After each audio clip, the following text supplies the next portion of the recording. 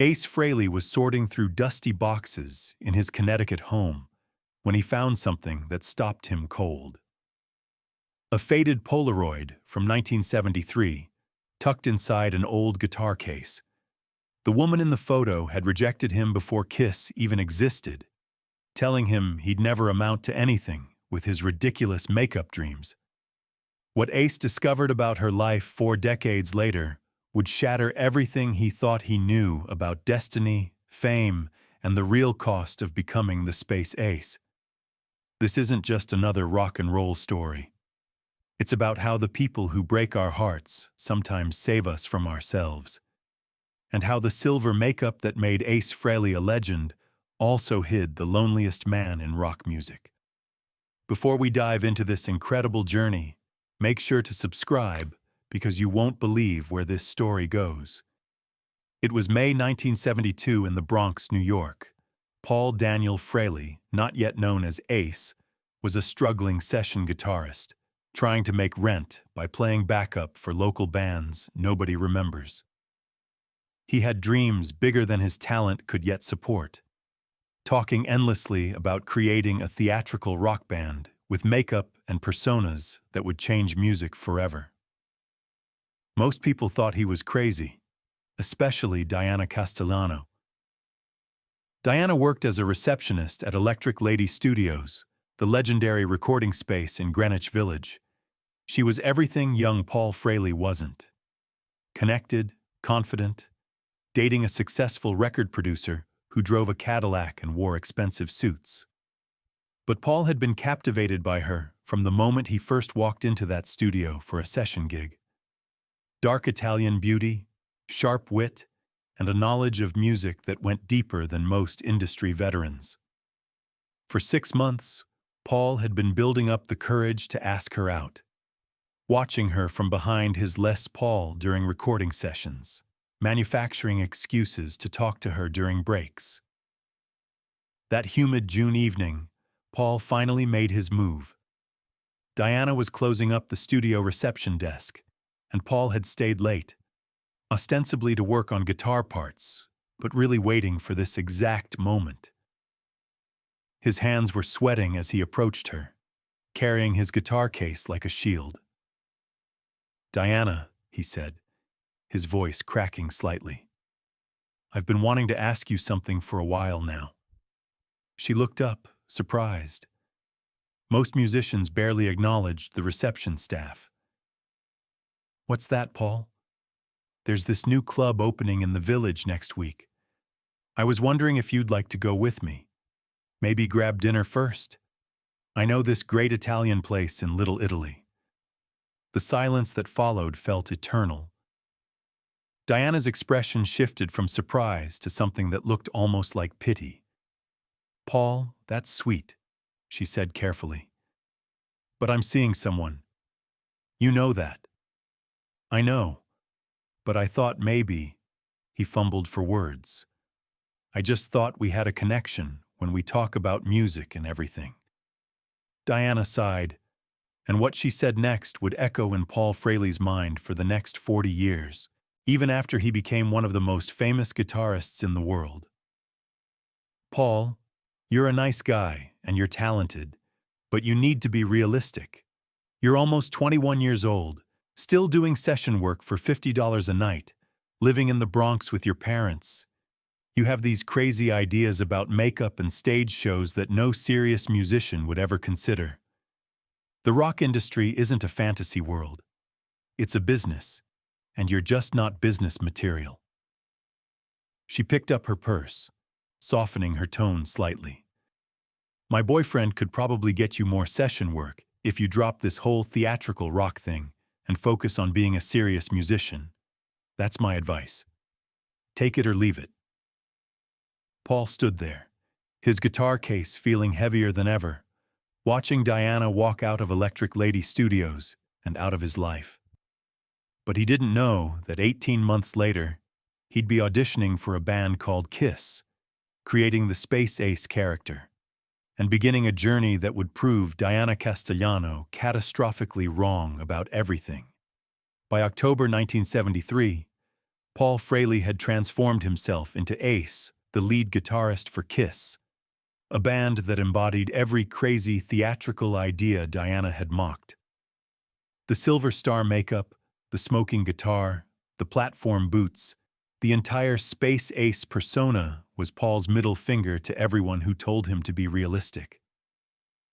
Gene Simmons and Paul Stanley had recognized something in Ace that Diana never saw, a raw talent combined with an image that was perfectly weird, perfectly dangerous, perfectly rock and roll. The first few years were brutal. Endless touring in a beat-up van, playing to crowds of 50 people in clubs that smelled like stale beer and broken dreams. But Ace poured every ounce of rejection, every memory of Diana's dismissive words, into his guitar playing. The pain became rocket fuel. Each time he strapped on his Les Paul and painted that silver star on his face, he was proving something not to the world, but to the girl who thought he'd never amount to anything. By 1977, Kiss was the biggest band in America. The Destroyer album had gone platinum, the merchandising empire was printing money, and Ace Frehley's face was on everything from lunchboxes to pinball machines. His guitar solos on songs like Shock Me and Cold Gin were being studied by aspiring guitarists worldwide. The kid from the Bronx who wasn't business material was now a millionaire rock god, and the Space Ace character had become one of the most iconic images in music history. But success brought its own darkness.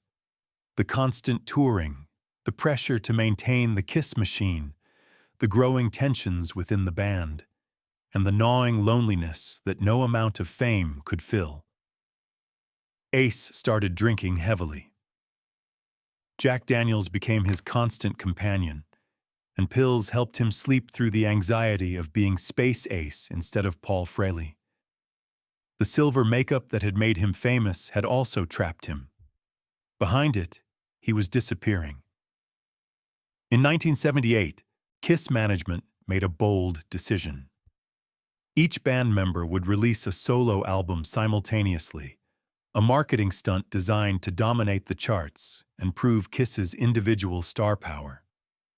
For Ace, this was the opportunity he'd been unconsciously preparing for since Diana Castellano told him he wasn't serious musician material. He poured everything into that record, every rejection, every doubt, every moment of pain and triumph from the past 6 years. The album's breakout hit was a cover song called New York Groove, a forgotten 1970s glam rock track that Ace transformed into something electric and alive. His version captured everything about being young and hungry in New York City, everything about rising from nothing to something against everyone's expectations. When New York Groove hit number 13 on the Billboard charts, making Ace's solo album the most commercially successful of the 4 Kiss solo releases, it wasn't just a victory for him. It was vindication for every crazy dream Diana had dismissed. But what Ace didn't know was that Diana Castellano had been following his career obsessively since the moment Kiss appeared on television in 1974. She'd watched his rise with a mixture of pride, regret, and something darker, a growing realization of her own catastrophic misjudgment and the life choices that had followed. 40 years after their conversation at Electric Lady Studios, Ace Frehley was living in a sprawling home in upstate New York, sober for 5 years after decades battling alcohol and drug addiction. At 66, he'd survived the Kiss reunion tours, launched successful solo albums like Anomaly and Space Invader, and made peace with his legacy as the Space Ace. He was going through old memorabilia for a possible autobiography when he found that Polaroid from 1973, a candid shot someone had taken of him and Diana during a recording session, months before he'd asked her out. Holding that photo, Ace felt transported back to being 20-year-old Paul Frehley, broke and desperate to impress a girl who saw right through him. On impulse, Ace did something he rarely did anymore. He Googled Diana Castellano. What he found made his hands shake. Diana had married that record producer boyfriend in 1974, right as Kiss was starting to break big. They'd had 2 children and built what looked from the outside like a perfect Manhattan life. But by 1982, the same year Ace left Kiss, Diana's marriage had collapsed.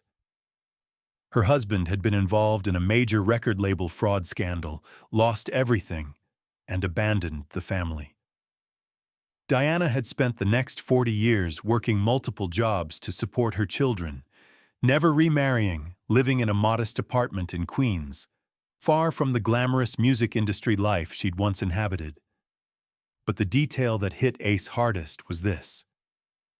According to her social media, which her daughter maintained for her, Diana had every Kiss album, every solo Ace Frehley release, concert posters on her walls, and had attended over 30 Kiss concerts over the decades, always alone, always watching Ace. Her daughter had posted about how her mother played New York Groove constantly and would tell anyone who listened about the time she worked at Electric Lady Studios and knew Ace Frehley before he was famous. Ace's assistant found something else, a letter Diana had written to Rolling Stone magazine in 1995, never published, but preserved in their archives. The letter read, "I keep reading about Ace Frehley's struggles with addiction and how lost he seems despite all his success. I worked with him in 1972, before Kiss, before the Space Ace, when he was just Paul from the Bronx with impossible dreams. He asked me out once, and I rejected him cruelly because I was dating someone I thought was successful and stable, someone I thought represented security. I told Paul his theatrical rock ideas were unrealistic and that he needed to be serious. I was wrong about everything. The man I chose for security turned out to be a fraud who destroyed our family. The dreamer I rejected became one of rock music's most influential guitarists. I've spent 23 years watching Ace Frehley from a distance, attending his concerts, collecting his albums, telling my children about the time I knew him. I want him to know that rejecting him was the biggest mistake of my life. Not because he became famous, but because I chose fear over faith in someone's dreams. I hope someday he knows that every time I hear New York Groove, I remember the young guitarist who believed in something impossible, and I'm grateful that my rejection didn't stop him from becoming the Space Ace. I just wish I'd been brave enough to dream alongside him instead of telling him to stop dreaming." Ace sat in his music room, tears streaming down his face, reading that letter over and over. Diana had wanted to support his dreams, but had been too afraid to believe in them. Her rejection hadn't been about him at all. It had been about her own fear and limitations, her inability to see beyond the conventional path to success. The next evening, Ace picked up his phone and dialed the number his assistant had found. The phone rang 5 times before a tired voice answered. "Hello? Diana, this is Ace. Ace Frehley. I mean Paul. Paul Frehley." There was a long, shocked silence, then a sharp intake of breath. "Is this really you? It's really me. I found the letter you wrote to Rolling Stone in 1995. Diana started crying immediately. "Oh my God, Paul. I mean Ace, I can't believe you're calling me. I've been trying to work up the courage to contact you for 40 years. I know. I saw your concert attendance record. You've been to more Kiss shows than most superfans. I had to see you play," Diana said through tears. "Every time was like watching a dream come true that I told you was impossible. I needed to witness how wrong I'd been." Ace felt his throat tighten. "Diana, I need you to know something about that night at Electric Lady Studios. I know what you're going to say," she interrupted. that I hurt you and you're calling to tell me how you proved me wrong. No, Ace said gently. I'm calling to thank you. Thank me? For what? For rejecting me so completely that I had no choice but to prove you wrong. If you'd said yes that night, if we'd dated, if I'd tried to build a normal life to keep you happy, I might never have taken the risk of joining KISS. I might never have created the Space Ace. Your rejection freed me to become someone I never would have become otherwise. Diana was sobbing now, but I was so cruel. You told me the truth as you saw it, Ace replied. You saw a broke session guitarist with crazy dreams, and you chose stability over risk. You weren't wrong to do that, Diana. You were just protecting yourself the only way you knew how. But what Ace said next transformed everything. The thing is, Diana, that rejection taught me something that 40 years of fame never did. It taught me that the people who don't believe in your dreams aren't your enemies. They're mirrors showing you how hard you'll have to fight to make those dreams real. Every time I put on that silver makeup, every time I played New York Groove, I was fighting against your words. And that fight made me better. Over the next 3 hours, Ace and Diana talked about everything. His decades of addiction and recovery, her years of struggling to rebuild after her husband's betrayal, the paths their lives had taken since that painful night in 1972. Ace learned that Diana's children had both struggled financially, unable to afford college. Her daughter worked as a waitress while trying to launch a music career, playing small clubs in Manhattan, living the same struggling artist life Paul Frehley had lived 50 years earlier. Her son had given up on his dreams of film production to take a stable corporate job, choosing security over passion, just as Diana had taught him. Diana, Ace said carefully, I want to help your daughter's music career, and I want to set up college funds for any grandchildren you have. Ace, I can't accept charity. It's not charity. It's an investment in dreams. Your daughter is doing what I did, what you told me not to do. I want to help her do it better than I did, with better support, better connections, better equipment. Diana was crying again. Why would you do this after how I treated you? Because you taught me the most important lesson of my life, Ace said. You taught me that rejection isn't failure. It's information. It tells you who can't see your vision yet, and it forces you to make that vision so undeniable that eventually everyone has to see it. But Ace's next proposal would create something neither of them expected. I want to start something with you, Ace continued. A foundation for young artists whose dreams are bigger than their current circumstances. We'll call it the Dream Defenders Foundation. We'll provide equipment, studio time, mentorship, and most importantly, belief to kids who have talent but no support system. You'll run it, Diana. You'll be the person you wished you'd been for me in 1972. The Dream Defenders Foundation launched 6 months later with substantial funding from Ace Frehley's solo career earnings and partnerships with major music equipment manufacturers. Diana became the foundation's director, using her decades of music industry experience and her intimate understanding of how fear and conventional thinking crush artistic dreams. The foundation's approach was revolutionary. Rather than just providing money, they provided belief systems, teaching young artists that rejection and doubt are fuel, not barriers, that unconventional dreams require unconventional faith, that success isn't about being realistic.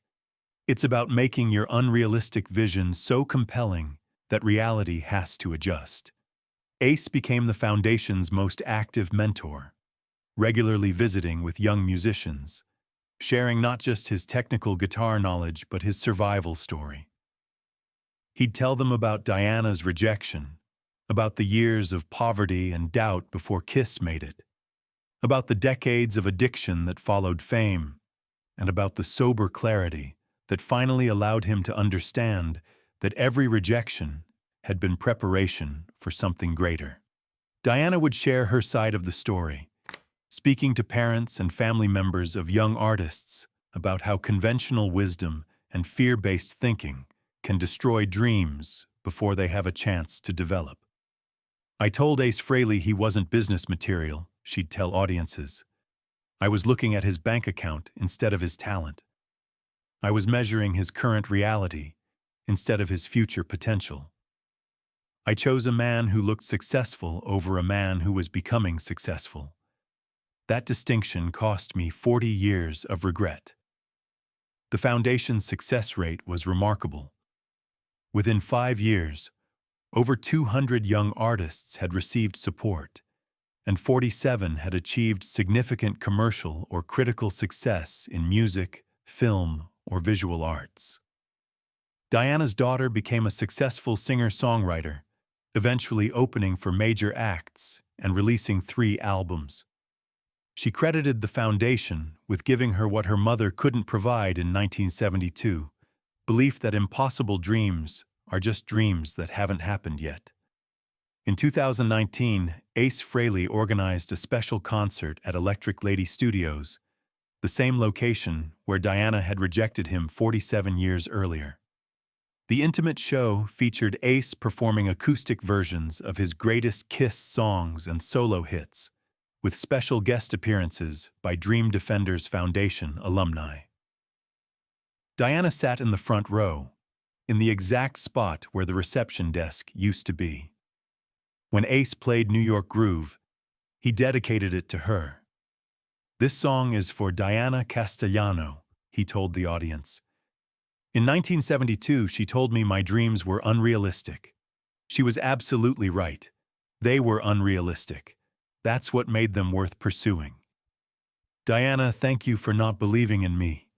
It forced me to believe in myself harder than I ever would have otherwise."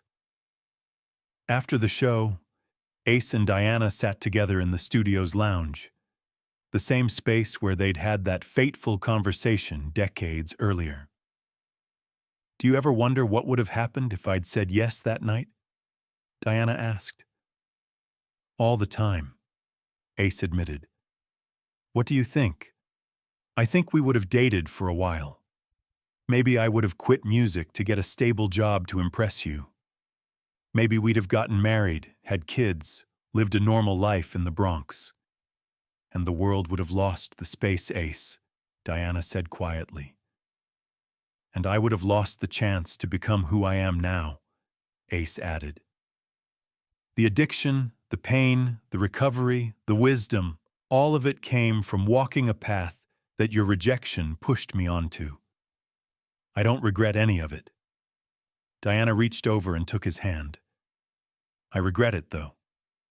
Not because of who you became, but because I taught my children to choose security over dreams.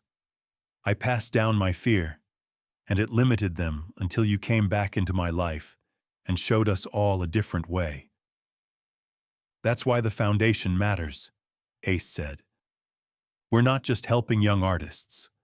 We're teaching a generation that rejection is redirection, that conventional wisdom is often just conventional fear, and that the biggest risk isn't following an impossible dream. It's living a possible life that makes you miserable." Today, the Dream Defenders Foundation has helped over 3,000 young artists across multiple disciplines. Diana Castellano, now 73, still serves as director, working alongside her daughter and granddaughter, creating a 3-generation legacy of belief in impossible dreams. Ace Frehley continues performing, recently releasing new music that critics say represents some of his most mature and emotionally honest work. The story of Ace and Diana has become legendary in artistic circles, a reminder that the people who reject our dreams sometimes become our greatest teachers. In his 2022 memoir, Ace wrote extensively about Diana and that night at Electric Lady Studios. "She saw a broke dreamer and chose practical reality," he wrote. I can't blame her for that. Practical reality is what most people choose, and for most people, it works fine. But I wasn't most people. I was someone who needed rejection to fuel transformation. Diana's no became my yes to everything impossible. Her doubt became my determination. Her fear became my freedom. Diana published her own essay in response, titled, "The Man I Didn't Believe In." In it, she wrote, "Ace Frehley didn't need me to believe in him in 1972. He needed me to not believe in him, so he could learn to believe in himself with absolute conviction. Sometimes love means stepping aside so someone can become who they're meant to be. Sometimes the greatest gift you can give a dreamer is doubt that's strong enough to make them prove you wrong." I gave Ace Frehley that gift without meaning to, and he gave me back something greater. The chance to help other dreamers so they don't face their rejections alone. The Foundation's motto, displayed in every office and studio space, comes from Ace's response to Diana's original rejection. She told me to be realistic. I decided to be impossible instead. Because realistic dreams don't change the world. Impossible dreams that become reality do. Young artists who enter the Foundation's programs are taught the Space Ace principle. Rejection isn't judgment. It's information about who can't see your vision yet. Your job isn't to convince everyone. It's to make your vision so undeniable that eventually everyone has to look. The silver makeup Ace Frehley wore for decades wasn't a costume. It was armor against doubt, a visible symbol of choosing impossible over realistic, theatrical over conventional, Space Ace over Paul from the Bronx. If this story moved you, remember that the person who rejects your dreams might actually be protecting those dreams from premature compromise. Diana Castellano didn't destroy Ace Frehley's future. She fortified it by making rejection so painful that success became the only acceptable outcome. Sometimes the greatest love stories aren't about getting the person. They're about understanding that losing them sent you exactly where you needed to go.